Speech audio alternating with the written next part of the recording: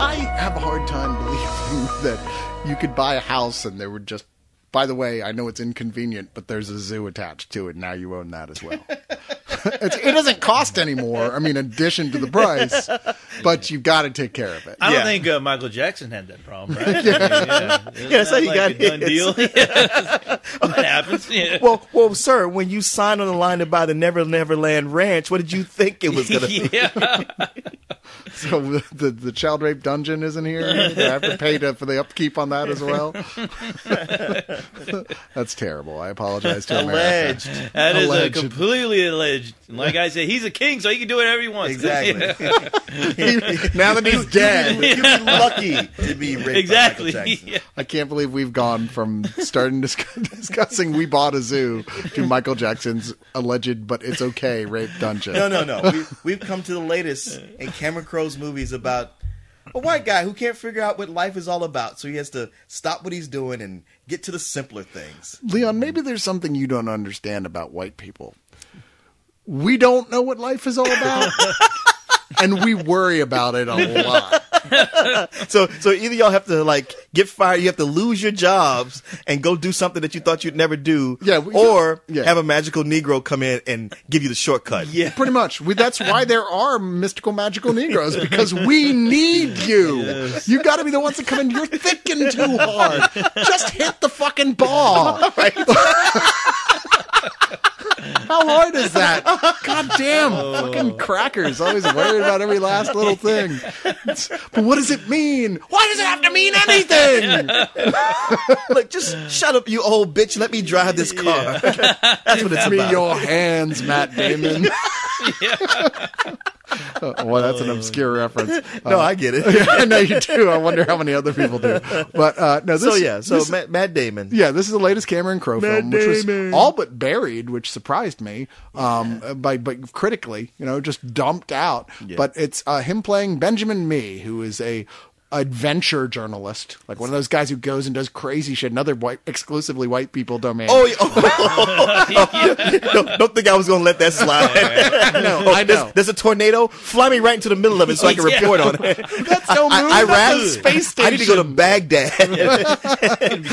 I'm going to stand on top of a road bomb and report about it. But he is a widower. His wife had died I guess it said about a year before the start of the events of the 6 movie. months. Was it 6 months? Okay. Yeah. And he is just kind of at that point of his life where he just doesn't know what to do. He's lost. She was his whole life. And he left him with two little kids. A teenage kid, played by Colin Ford. Yeah, a teenage asshole. Well, he's a 14-year-old guy. Yeah, okay, you're right. You're right.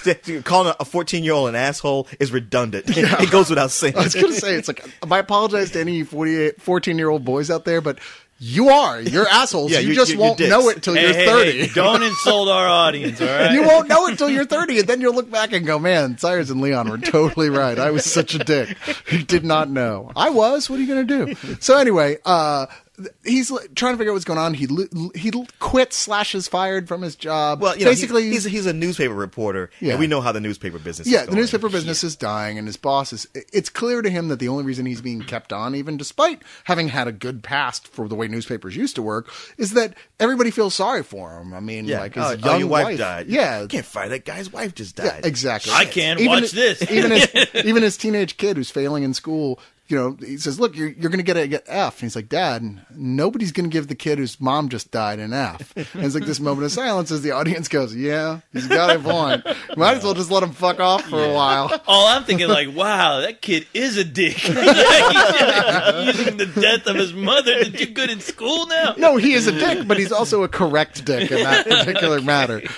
So anyway, despite the pleading of his brother, played by Thomas Hayden Church, to not drop everything and go do something crazy, he drops everything and goes and does something crazy. He decides to get out of town and buy a house way outside the outskirts of town. That's not just any house. It's a house that just so happens to be connected to a failed zoo that they're still keeping going, even though it's not open to the public, because there's no money going into it, and they're just these bunch of people who are just working there because they love working to scoop up bear shit, I guess. Yeah, and since nobody bought it, I guess they were just working for free. Well, they actually say that. They said none of them were getting paid. You know what? I was just getting on this movie about how it didn't have a magical Negro, but it did. It was J.B. Smoove, who was the realtor, who was his first day. That's who true. sold Matt Damon a house and told him, "No, listen here, boss. You don't want to buy this house. Oh, there's complications." He was the opposite of a magical Negro because the zoo, as evident by anyone who's seen the trailer, buys him happiness, and the magical Negro was like,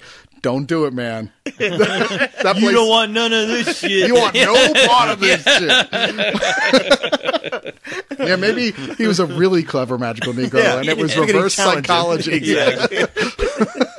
But anyway, so he decides, much to the dismay of his son, who doesn't want to be there at all, that yes, I'm going to do this. I'm going to try this. It's a real adventure. Before, I felt like I was just a guy watching adventures, a spectator. And now I'm actually participating in it. There's a real challenge to get this place up to specs, to use my money I've saved and save this zoo and get it back up. And he does it with the help of a number of odd people and a lot of people who come from previous Cameron Crowe films, like Patrick Fugit. Poor man. guy. If it wasn't for Cameron Crowe, what would Patrick Fugit do? He would have no work at all. I mean, he's living under a bridge right now. He'd be doing a midnight shift at Whataburger. And I really liked that guy. I've always thought he was he was so good and Almost Famous and everything. And what else? And well, once again, everything I've ever seen him in, he's good in it, but he's only has tiny little roles. And here, once again, he's one of the various zoo guys that his biggest quality is that he walks around with a monkey on his shoulder the whole film, which admittedly calls your attention right off the bat. So right after a monkey. So right after this movie, he's gonna go under that bridge and reenact Almost Famous in this film. Remember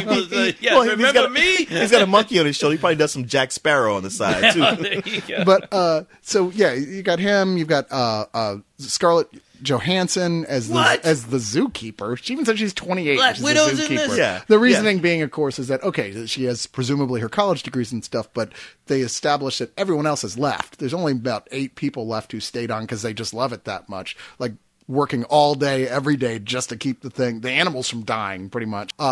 She's a zookeeper. She's passionate about the place. Gee, I wonder if she and Matt Damon will get together.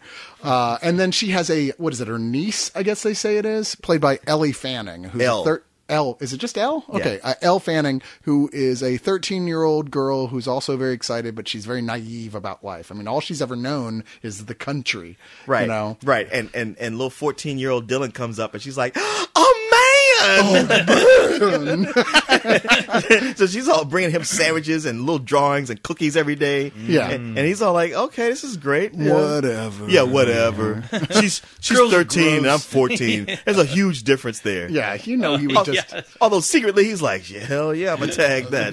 Yeah. Well, of course. Yeah, he's too cool to admit it, but come on. We were 14 once, and we were dicks, because that's all we thought with. He's just going, the moment she touches me, I'm going to have to go change my mind. Right.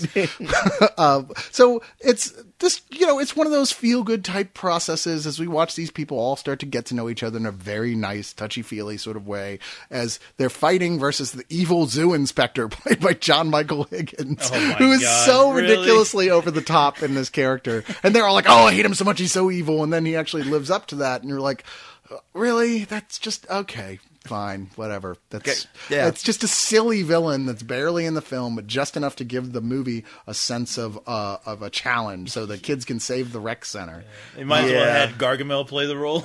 Well, he's pretty exaggerated. Cyrus, I know this movie had a warm spot for you. It did. You were like, "Hey, man, you should go see this. You'll like it." I did. I actually did like this film, despite the obviousness of all the things that it does. Yeah, the obviousness was too much for me. I did not care for it, and one of the things when I was feeling like, wow, this is really kind of flat. These characters are all kind of two-dimensional cutouts of things I've seen in plenty of other movies, especially Cameron Crowe movies. John Michael Higgins, when he came on, that was the tipping point for me, where it's like, this is now officially too much. Well, it's funny because I was really enjoying it until he came on, and from that point on, it kind of went downhill for me. Yeah. That was like the point where I was like, wait, what the hell is this movie doing? It was going from a movie where I actually really felt bad for this guy and his family. I mean, that